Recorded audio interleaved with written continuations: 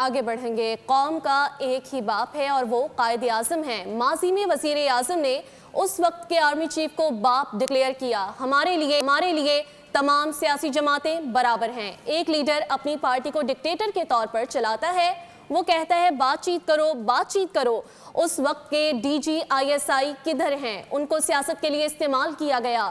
قوم کا ایک ہی باپ ہے، قائد اعظم یہ نیا باپ لے کر آ گئے تھے۔ یہ جس چیز کے پیچھے پڑ جاتا ہے تو پڑ جاتا ہے۔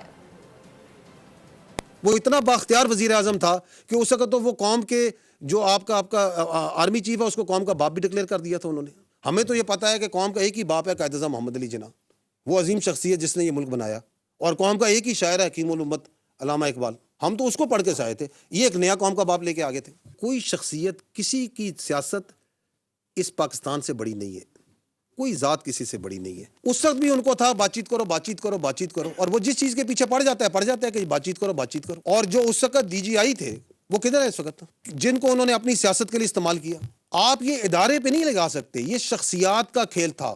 وہ جو اس وقت کی حکومت تھی، وہ جو اس وقت لیڈر تھا جو کہ اپنی پارٹی کو ایک ایز اے بالکل ڈکٹیٹر کے طور پہ چلاتا ہے۔ آپ دیکھیں کہ پوری پارٹی، وہ کہتے ہیں نا جمہوریت تو سب سے ساری پارٹی تو ایک بندے کے ریوالو کرتی ہے، اس وقت بھی پوری حکومت ایک بندے پہ ریوالو کرتی تھی۔